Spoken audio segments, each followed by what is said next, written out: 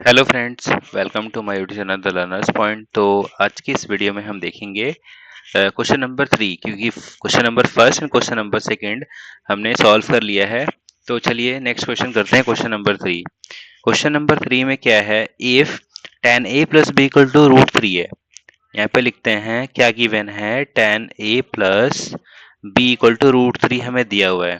And एक और चीज दिया हुआ है, tan a माइनस बी, ये भी गिवन है कि इसकी वैल्यू कितनी होगी, 1 अपॉन में रूट 3, ये दिया है हमें। ठीक है, तो हमें फाइंड करना है a एंड b की वैल्यू कितनी होगी। तो जैसे कि हम जानते हैं, tan a plus B equal to tan root 3 की वैल्यू हमें पता है, ये कितने की वैल्यू होती है। हमें टेबल में हमने याद किया था, tan 60 की वैल्यू होती है रूट 3, तो उसकी वैल्यू हम यहाँ रख देंगे tan 60। अब दोनों तरफ tan है, तो दोनों को कंपेयर करेंगे, comparing identities both side, comparing या रेशियोज लिख दीजिए, कंपेयरिंग रेशियोज, ट्रिग्नोमेट्रिक रेशियोज। ठीक है, बोथ साइड्स लिख देंगे, बोथ साइड्स। तो यहाँ पे क्या मिलेगा, a plus B equal to 60 degree. वैसे ही सिमिलरली ऊपर वाले में, यहाँ पे सिमिलरली मैं लिख देता हूँ, tan लिखा है कितना, tan a minus B equal to, वहाँ पे लिखा था 1 अपॉन में रूट 3, तो tan 1 अपॉन रूट 3 किसकी होती है, tan 30 डिग्री की वैल्यू। तो यह भी हो जाएगा a minus B equal to 30 degree. अब दोनों इक्वेशन को सॉल्व कर लीजिए, equation first and equation second. यहाँ पे लेते हैं equation 1 and equation 2, equation 1 and 2 दोनों को हम सॉल्व करेंगे तो कितना आ जाएगा यहाँ पे। चलिए ठीक है, मैं यहीं पे कर देता हूँ, a plus B equal to दिया है हमें 60 डिग्री। ठीक है, और यहाँ पे नीचे ले लेते हैं a minus B equal to 30 degree. दोनों को सॉल्व करने पे, मतलब सब्ट्रैक्ट करने पे, ये तो कट जाएगा और ये कितना आ जाएगा, मैं आगे यहाँ पे लिख देता हूँ 2b। यहाँ पे लिख देता हूँ बी प्लस बी, क्योंकि साइन चेंज होने पे ये प्लस हो जाता है और ये माइनस। तो b प्लस बी 2b हो जाएगा, 60 में से 30 गया, 30 आ गया, then b equal to 30 upon में 2, देन b इक्वल टू कितना हो जाएगा, ये 15 डिग्री। ठीक है, तो ये हमारे पास b की वैल्यू फाइंड हो गई 15 डिग्री। अब a फाइंड करना है, तो हमें पता है फर्स्ट इक्वेशन में रख लेते हैं या सेकंड इक्वेशन में, किसी एक में रख लेते हैं। तो then a plus B equal to 60 degree हमें दिया हुआ है और b की वैल्यू कितना है, 15 है। Then a equal to 60 minus b, और हमें पता है कि b की वैल्यू कितनी है, 15। तो 60 माइनस 15 कितना हो जाएगा, 45 डिग्री। देन हमें दोनों a और b की वैल्यू फाइंड आउट हो गई। हमें यही फाइंड करना था ना कि a और b की वैल्यू कितनी होगी। तो क्वेश्चन नंबर हमारा थर्ड भी कंप्लीट हो गया। नेक्स्ट क्वेश्चन, क्वेश्चन नंबर 4 की तरफ देखते हैं। इसमें जस्टिफाई करना है, ट्रू एंड फॉल्स बताना है, कौन सा सही कौन सा गलत है।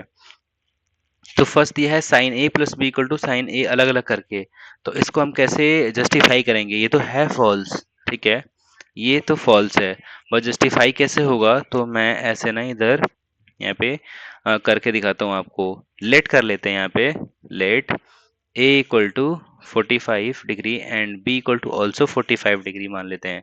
तो साइन 45 एंड 45 दोनों ऐड करेंगे, कितना हो जाएगा, 90 डिग्री, है ना। तो ये कितना हो जाएगा, साइन 90। यहाँ पे नहीं ऐड करते हैं, यहाँ पे लिखते हैं नीचे साइन 90 डिग्री, और साइन 90 की वैल्यू कितनी होती है, 1। अब आगे जो आगे लिखा है साइन अलग a plus sine B, sine a plus sine B, ये करके देखते हैं कितना आ रहा है, साइन a की मतलब साइन 45 की वैल्यू। तो साइन 45 की वैल्यू, क्योंकि a 45 है, b भी 45 है, तो 45 साइन 45 की वैल्यू 1/√2 हो जाएगा। और ये वाला भी कितना हो जाएगा, 1 अपॉन में √2, तो कितना हो जाएगा, 2 अपॉन में √2।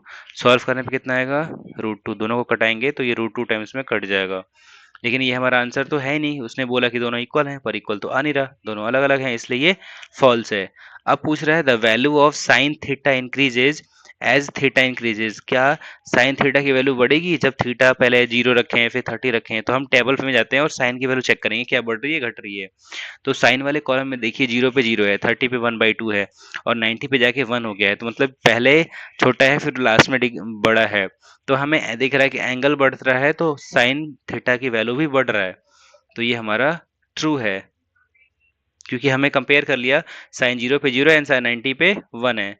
अब देखते हैं क्वेश्चन नंबर, ये इसका third part, the value of cos theta increases as theta increases, क्या ये भी होता है क्या कॉस में। तो कॉस में जब हम चेक करेंगे तो कॉस में देख रहे हैं कि पहले बड़ी वैल्यू है फिर ये छोटी वैल्यू है, मतलब ये डिक्रीज हो रहा है, ये तो डिक्रीज हो रहा है और ये इंक्रीज हो रहा था।